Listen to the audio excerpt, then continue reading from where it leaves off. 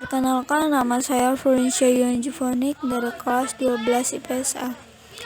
Hari ini saya akan menjelaskan berkaitan tentang hasil resensi novel yang telah saya baca, yaitu novel The Anuswar karya Ibnu Novel Kahafiz.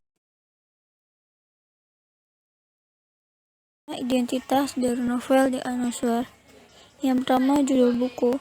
Judul buku yang saya resensi yaitu The Anuswar. Yang kedua, pengarang. Pengarang Ibnu Novel Kahafiz. Penerbit Nafilah. Tahun terbit 2010. Jumlah halaman 294 halaman. Kota terbit Semarang.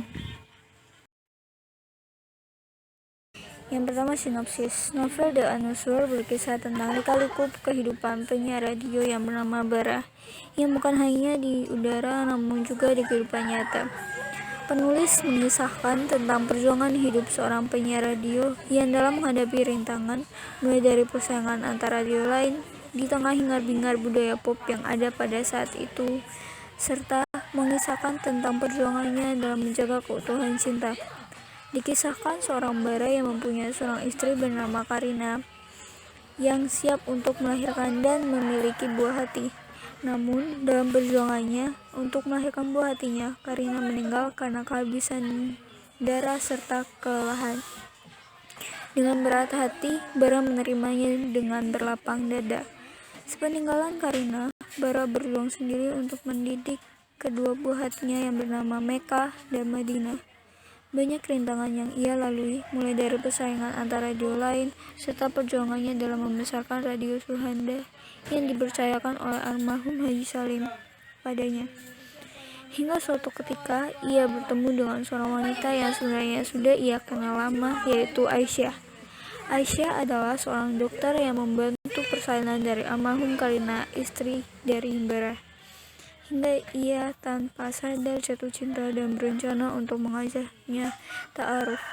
Akhirnya, suatu ketika mereka pun menikah dan memiliki momongan. Slide selanjutnya yaitu unsur intrinsik.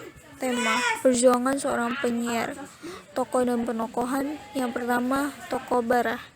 Bara dikarakterkan sebagai orang yang rajin, ulet, baik dan bijaksana. Yang kedua, tokoh Aisyah. Aisyah dikarakterkan sebagai orang yang baik hati, perhatian, serta bijaksana. Yang ketiga, tokoh Mekah, anak dari Bara. Karakter dari Mekah yaitu ceria. Yang keempat, Madinah, yang dikarakterkan sebagai orang yang ceria. Yang kelima, Dodi, dikarakterkan sebagai orang yang penendam. Yang keenam, Effendi, dikarakterkan sebagai orang yang baik hati. Yang ketujuh, Pak Salim, dikarakterkan sebagai orang yang baik hati. Lalu, unsur intrinsik yang ketiga, alur.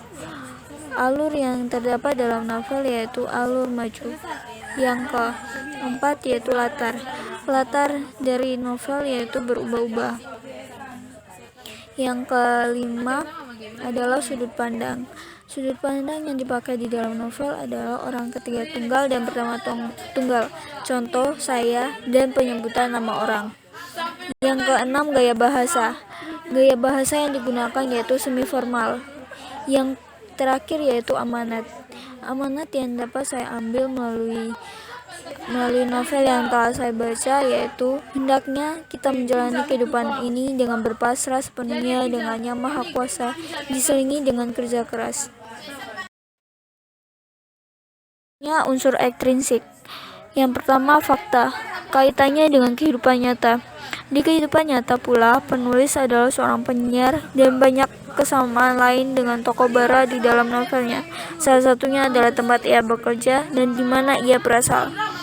Yang kedua yaitu nilai-nilai. Nilai-nilai yang terkandung di dalam novel tersebut ialah nilai religi, moral, dan nilai sosial. Yang ketiga, latar belakang penulis. Latar belakang penulis yaitu penulis menulis novel ini atas dasar kehidupannya yang penuh rintangan. Pertanyaan pengantar. Yang pertama, tuliskan nama-nama tokoh yang terdapat dalam novel yang Anda baca. Yang kedua, di manakah latar tempat terjadinya peristiwa dalam novel yang Anda baca? Yang ketiga, nilai sosial apakah yang dapat dipetik dalam novel yang Anda baca? Yang keempat, apakah maksud pengarang menuliskan cerita pada novel yang Anda baca? Yang kelima, adakah kesamaan peristiwa yang terjadi pada novel pada kehidupan nyatamu? Jelaskan. Sekian dari saya, terima kasih. Sekian dari saya.